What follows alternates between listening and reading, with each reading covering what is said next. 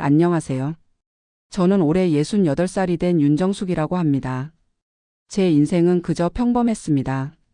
서울 변두리에서 조그만 식당을 운영하며 세 아이를 키웠고 남편과 함께 허리 굽혀 일하며 모은 돈으로 작은 건물 하나를 마련했죠. 그런데 지난해 초 아이들에게 재산을 나눠주기로 결정했습니다. 평생 모은 5억 원의 재산이었어요. 그리고 그 결정이 제 인생에 가져온 변화는 생각보다 훨씬 컸습니다. 지금부터 들려드릴 이야기는 부모와 자식 사이의 사랑과 기대, 그리고 그 틈새에 숨어있던 현실에 관한 이야기입니다. 저는 오랫동안 고민했습니다. 이 이야기를 누군가에게 들려주는 것이 옳은지, 아이들에 대한 배신이 아닌지. 하지만 같은 상황에 놓인 다른 부모님들께 제가 겪은 경험이 작은 도움이라도 될 수 있다면 하는 마음에 용기를 내어 이야기를 시작합니다. 제 말이 누군가에겐 비판으로 또 누군가에겐 공감으로 다가갈 수 있겠지만 이건 그저 한 어머니의 솔직한 이야기일 뿐입니다. 저희 부부는 1980년대 초반 서울 변두리에 작은 식당을 차렸습니다. 남편은 직장 생활을 하다가 갑작스러운 구조조정으로 일자리를 잃었고 저는 결혼 전부터 요리하는 걸 좋아했기에 정숙이네라는 이름의 작은 한식당을 열었죠. 처음엔 정말 작은 가게였어요. 20평 남짓한 공간에 8개의 테이블을 놓고 아침 일찍부터 밤늦게까지 두 사람이 번갈아가며 일했습니다. 남편은 장을 보고 설거지를 했고 저는 주방에서 음식을 만들었죠. 그 시절에 낳은 세 아이. 큰아들 민석이, 작은아들 기현이, 막내딸 수연이를 키우는 일은 쉽지 않았습니다. 가게 한 구석에 아이들 놀이 공간을 마련해 두고 손님이 없을 때는 숙제를 봐주고 바쁠 때는 큰아이가 동생들을 돌봤죠. 장사가 잘 될 때도 있었고 어려울 때도 있었습니다. IMF 외환위기 때는 정말 힘들었어요. 하루 벌어 하루 먹고 살던 시절도 있었습니다. 그래도 우리 부부는 한 가지 원칙을 지켰어요. 아이들 교육비만큼은 최우선으로 한다. 세 아이 모두 대학에 보냈고 민석이가 대학원까지 가겠다고 했을 때도 전폭적으로 지원했습니다. 기현이는 해외 유학을 원해서 영국으로 보냈고 수연이는 예체능 쪽으로 관심이 많아 레슨비며 학원비를 아끼지 않았어요. 그러다 보니 저축은 늘 뒷전이었습니다. 그래도 서로 허리띠를 졸라매고 한 푼 두 푼 모아 2000년대 초반에 지금의 건물을 구입할 수 있었어요. 당시에는 그저 낡은 2층짜리 건물이었는데 1층은 저희 식당으로 사용하고 2층은 새를 놓았죠. 세월이 흘러 아이들은 모두 성인이 되었습니다. 민석이는 대기업에 취직해서 승승장구했고 기현이는 영국에서 직장을 구해 그곳에 정착했으며 수연이는 디자인 회사를 다니다가 프리랜서로 독립했어요. 그러던 중 2015년 남편이 갑작스럽게 세상을 떠났습니다. 심근경색이었어요. 아침에 평소처럼 일어나 오늘은 내가 장을 볼게라며 나간 남편이 다시는 돌아오지 못했습니다. 갑작스러운 일이었기에 저는 한동안 방향을 잃었어요. 40년 가까이 함께한 사람이 순식간에 사라지니 매일 아침 눈을 뜨는 것조차 두려웠습니다. 아이들은 각자의 삶이 있었기에 잠시 와서 장례를 치르고 돌아갔고 저는 혼자 식당을 계속 운영했습니다. 그러나 나이가 들면서 체력이 따라주지 않았고 2018년 마침내 식당 문을 닫기로 결정했습니다. 40년 가까이 운영한 식당을 정리하는 과정은 생각보다 훨씬 마음 아팠습니다. 매일 아침 일어나 가장 먼저 향하던 곳, 남편과의 추억이 가득한 공간을 비우는 일은 또 다른 이별 같았어요. 식당을 정리하고 난 후 2층에 있던 세입자도 나가게 되어 건물 전체를 임대로 내놓았습니다. 다행히 좋은 세입자를 만나 월세 수입으로 노후를 보낼 수 있게 되었죠. 그러던 2023년 초 저는 큰 결정을 내렸습니다. 제가 가진 재산을 아이들에게 미리 나눠주기로 한 거예요. 건물 시세가 올라 약 5억 원 정도의 가치가 있었고 적금과 예금을 포함하면 5억 5천만 원 정도였습니다. 남편과 제가 평생 일해서 모은 전 재산이었죠. 왜 그런 결정을 내렸느냐고요? 여러 이유가 있었습니다. 첫째, 제 나이가 이제 70에 가까워져 언제 무슨 일이 생길지 모른다는 불안감이 있었습니다. 갑자기 제게 무슨 일이 생겨 상속 문제로 아이들 사이에 갈등이 생기는 걸 원치 않았어요. 둘째, 아이들이 각자의 삶에서 경제적으로 어려운 시기를 지나고 있었습니다. 민석이는 집을 바꾸려고 대출을 많이 받은 상태였고 기현이는 영국에서 사업을 시작하려던 참이었으며 수연이는 프리랜서로 수입이 불안정했죠. 셋째, 그리고 가장 중요한 이유는 제가 살아있을 때 아이들이 행복해하는 모습을 보고 싶었습니다. 죽어서 남겨줄 바에야 살아서 도움이 되는 게 낫다고 생각했어요. 그래서 새 아이를 집으로 불러 저의 계획을 이야기했습니다. 건물은 팔고 새 아이에게 똑같이 나눠주겠다고요. 제 몫으로는 5천만 원만 남겨두고 나머지 5억은 아이들에게 각각 1억 6천만 원씩 주겠다고 했습니다. 엄마가 평생 모은 돈인데 엄마 쓰셔야죠. 민석이가 처음으로 말했습니다. 맞아요. 나중에 필요하실 때 써야지. 수연이도 동의했고요. 영국에서 어머니 모시고 싶은데 그럼 비행기 표는 사드릴 수 있겠네요. 기현이는 농담처럼 말했습니다. 표면적으로는 모두 제 결정에 반대하는 것 같았지만 눈빛에서 기대감이 느껴졌어요. 그리고 저는 이미 마음을 굳혔기에 결국 그들을 설득했습니다. 내가 평생 돈을 모은 이유가 뭐겠니? 너희들 위해서지. 내가 죽고 나서 받는 것보다 지금 필요할 때 받는 게 더 의미 있잖아. 5천만 원이면 내가 남은 생을 살기에 충분해. 한 달 뒤 건물은 무사히 5억 2천만 원에 팔렸고 약속대로 새 아이에게 각각 1억 6천만 원씩 송금했습니다. 그리고 저는 작은 아파트로 이사했죠. 그때까지만 해도 저는 제 결정이 옳다고 생각했습니다. 아이들에게 도움이 되는 일을 했다는 뿌듯함, 살아생전에 아이들에게 마지막 선물을 했다는 안도감이 있었으니까요. 하지만 그로부터 시작된 변화는 제가 전혀 예상하지 못한 것이었습니다. 처음 몇 개월은 괜찮았어요. 아이들은 자주 연락해왔고 명절에도 모두 모였습니다. 민석이는 새 집으로 이사했다며 자랑했고 기현이는 사업 준비가 잘 되어 간다고 했으며 수연이는 저에게 비싼 선물을 사주기도 했죠. 그러나 시간이 흐르면서 조금씩 변화가 생기기 시작했습니다. 전화 연락의 빈도가 줄어들었고 만남도 뜸해졌어요. 처음에는 다들 바쁜 탓이라고 생각했습니다. 민석이는 승진 준비로 바쁘다 했고 기현이는 영국과 한국의 시차 때문에 연락하기 어렵다 했으며 수연이는 큰 프로젝트를 맡아 정신이 없다고 했으니까요. 하지만 6개월이 지나고 1년이 지나면서 그것이 단순히 바쁨 때문만은 아니라는 것을 깨달았습니다. 명절에 모이던 가족 모임도 점점 형식적으로 변했습니다. 예전에는 하루 종일 함께 시간을 보냈는데 이제는 짧게 인사만 하고 각자의 일정을 핑계로 서둘러 떠나곤 했습니다. 가장 상처받았던 순간은 제 생일이었어요. 매년 아이들이 돌아가며 생일상을 차려줬는데 지난해 생일에는 세 아이 모두 축하 전화만 간단히 하고 끝냈습니다. 엄마 생신 축하드려요. 제가 지금 해외 출장 중이라. 민석이의 변명이었죠. 어머니 죄송해요. 다음에 영국 오시면 정말 근사하게 해드릴게요. 기현이는 그렇게 말했고요. 엄마 오늘 마감이라 너무 바빠요. 주말에 꼭 찾아뵐게요. 수연이는 약속했지만 그 주말에도 오지 않았습니다. 물론 자식들에게 생일상을 기대하는 것이 욕심일 수도 있습니다. 다들 각자의 삶이 있고 바쁜 일정이 있으니까요. 하지만 예전에는 아무리 바빠도 시간을 내서 찾아왔던 아이들이 왜 갑자기 달라졌는지 그 이유를 곰곰이 생각해보니 하나의 결론에 도달했습니다. 제가 더 이상 경제적으로 의미 있는 존재가 아니기 때문이었습니다. 예전에는 엄마의 재산이 있었고 그것은 언젠가 자신들이 받게 될 미래의 자산이었습니다. 하지만 이제 그 자산은 이미 나눠받았고 제게는 겨우 생활할 만한 돈만 남아 있었죠. 저는 더 이상 지켜야 할 대상이 아니었습니다. 더 받을 것이 없으니 더 이상 특별히 신경 쓸 필요가 없는 존재가 된 거죠. 이런 생각이 들자 가슴이 무너져 내리는 느낌이었습니다. 내가 너무 삐딱하게 생각하는 건가? 아이들을 오해하는 건 아닐까? 몇 번이고 스스로에게 물었습니다. 하지만 작년 추석에 있었던 일은 제 의심이 현실이라는 것을 확인시켜 주었습니다. 모처럼 세 아이가 모두 제 집에 모였을 때 식사 자리에서 민석이가 한 말이었어요. 엄마, 우리 집 아이들 학원비가 너무 많이 나와서 혹시 엄마가 조금 도와줄 수 있을까요? 그 말을 듣는 순간 숨이 막혔습니다. 제가 가진 돈이 얼마 없다는 것을 민석이가 모를 리 없었으니까요. 오빠 무슨 소리예요? 엄마가 이제 어떻게 도와줘요? 다 나눠받았잖아요. 수연이가 말했습니다. 아니 그게 아니라 지금 당장 급해서 그래. 나중에 갚을 테니까. 민석이가 변명했지만 그 말에 진심이 느껴지지 않았습니다.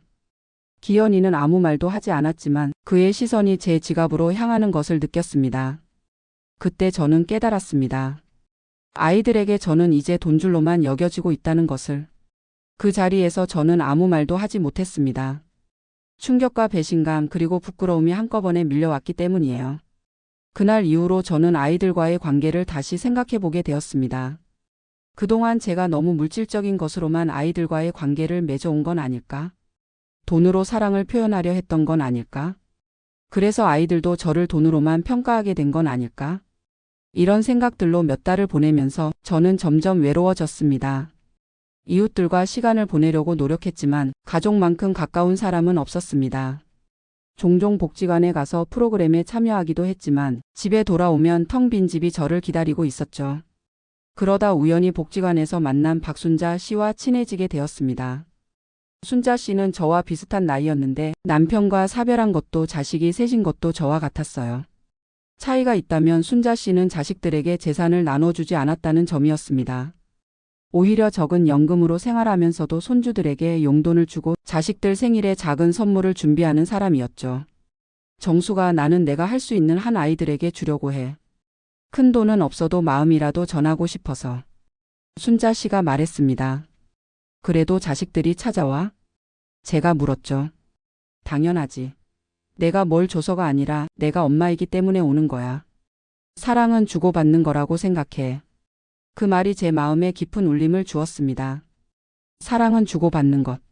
제가 잊고 있었던 진리였습니다. 저는 아이들에게 물질적인 것을 주기만 했지 정작 중요한 것 시간, 관심, 대화는 충분히 주지 못했던 것 같아요. 바쁘다는 핑계로 아이들이 어른이 되었다는 이유로 정서적인 교류를 소홀히 했던 거죠.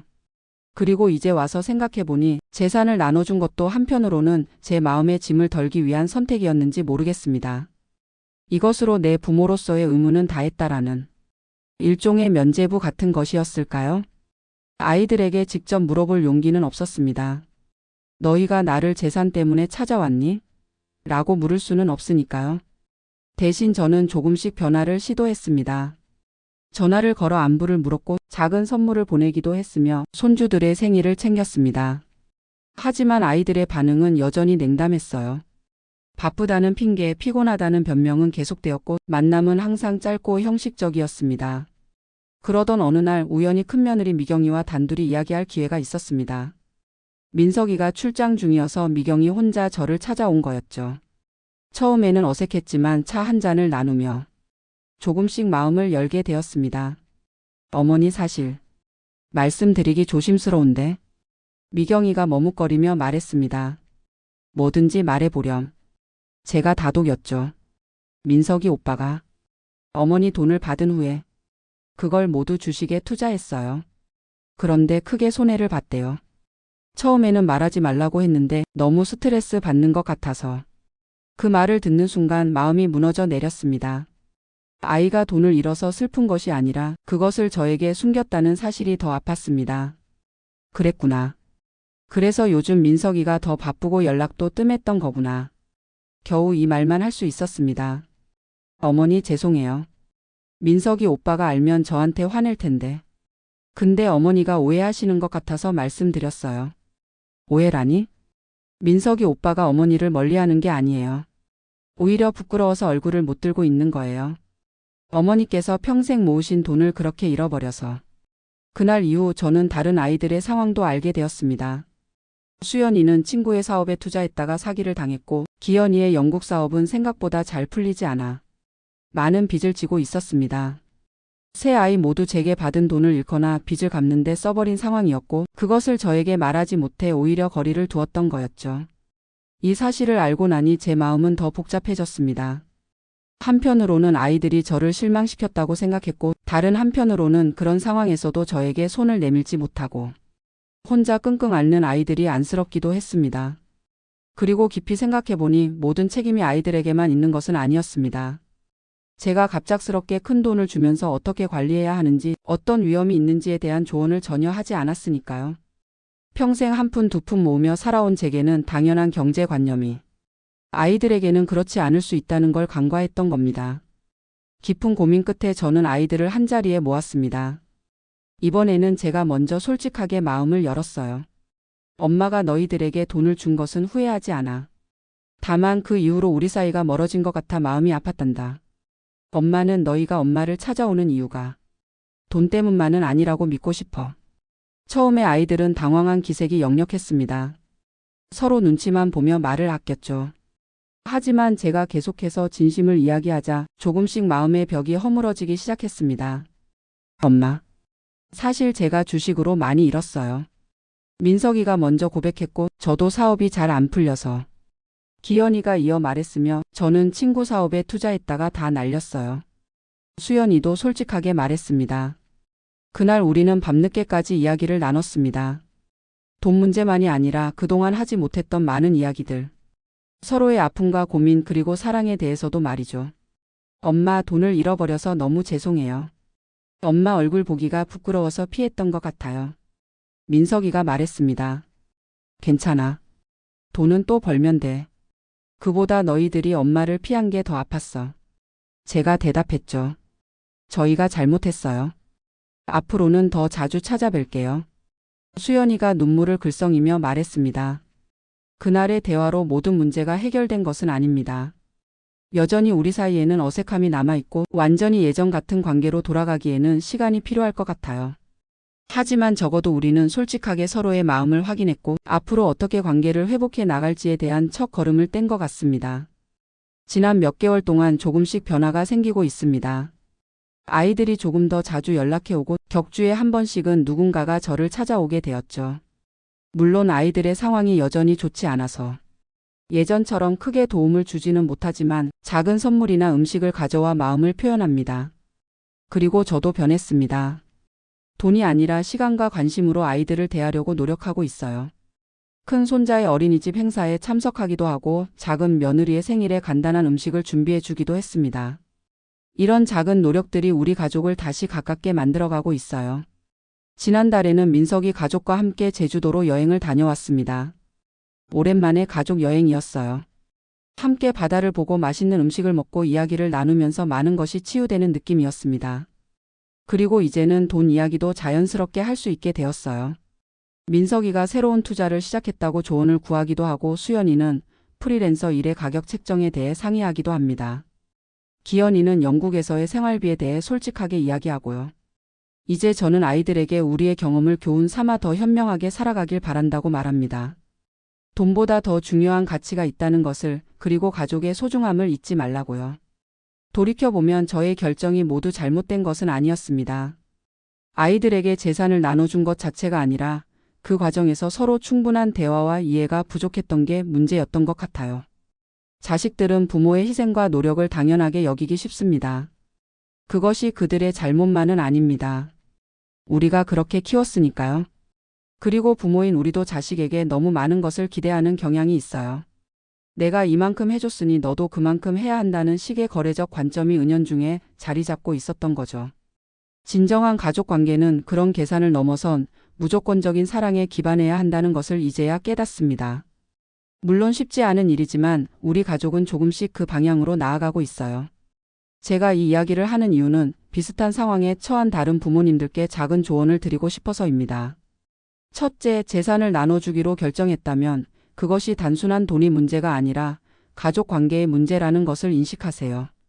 충분한 대화와 계획이 필요합니다. 둘째, 자식들에게 경제관념을 가르치는 것도 부모의 역할입니다. 갑자기 큰 돈을 받게 된 자식들이 어떻게 관리해야 할지 모를 수 있어요. 셋째, 물질적인 것 이상으로 정서적 유대를 중요하게 생각하세요. 돈으로 모든 것이 해결되지 않습니다. 넷째, 자신을 위한 충분한 노후 대비를 하세요. 자식들에게 모든 것을 주고 본인은 어려움에 처하게 되면 결국 그것이 자식들에게도 부담이 됩니다. 다섯째, 무엇보다 솔직한 대화가 중요합니다. 서로의 기대와 걱정, 두려움을 나누는 것이 문제 해결의 첫 걸음입니다. 지금도 가끔은 아이들과의 관계가 예전 같지 않아 서운할 때가 있습니다. 하지만 모든 관계는 변하기 마련이고 부모와 자식의 관계도 시간에 따라 달라질 수밖에 없다는 것을 받아들이려고 합니다. 그리고 가장 중요한 것은 물질적인 것 없이도 서로를 찾고 사랑할 수 있는 관계를 만들어가는 것이 아닐까 생각합니다. 요즘 저는 복지관에서 동년배 친구들과 같이 요리 수업을 듣고 있습니다. 젊었을 때는 식당 일이라 요리가 일이었는데 이제는 취미로 즐기고 있어요. 특히 약선 요리에 관심이 생겨서 건강에 좋은 음식들을 배우고 있답니다. 지난주에는 배운 대추차를 만들어 아이들에게 나눠주었어요. 간단한 것이지만 제 정성이 담긴 선물이었죠. 아이들은 너무 좋아했고 특히 손주들이 할머니 차는 달고 맛있다고 했을 때 가슴이 뿌듯했습니다. 돈이 아닌 정성으로 물질이 아닌 마음으로 서로를 대할 때 우리 가족은 조금씩 회복되고 있습니다. 물론 여전히 경제적인 어려움은 있습니다. 제 남은 5천만 원으로는 긴 노후를 보내기에 부족할 수 있어요. 하지만 지금은 작은 아파트의 월세와 기초연금으로 생활하며 필요하다면 파트타임 일도 찾아볼 생각입니다. 그리고 무엇보다 돈보다 중요한 것이 있다는 걸 알게 된 것이 가장 큰 자산일지도 모릅니다. 건강, 가족, 친구, 취미. 이런 것들이 진정한 부라는 것을요. 마지막으로 비슷한 상황에 계신 부모님들께 드리고 싶은 말씀은 이것입니다. 자식에게 재산을 물려주는 것이 잘못된 일은 아닙니다. 다만 그 과정에서 돈보다 중요한 가치들을 함께 전해주세요. 그리고 무엇보다 자신의 행복과 노후를 충분히 고려하세요. 자식 사랑은 끝이 없지만 자신을 사랑하는 것도 중요합니다. 균형 잡힌 사랑이 결국 모두를 행복하게 만드는 길이라고 생각합니다. 제 이야기가 누군가에게 작은 도움이 되었으면 좋겠습니다. 감사합니다.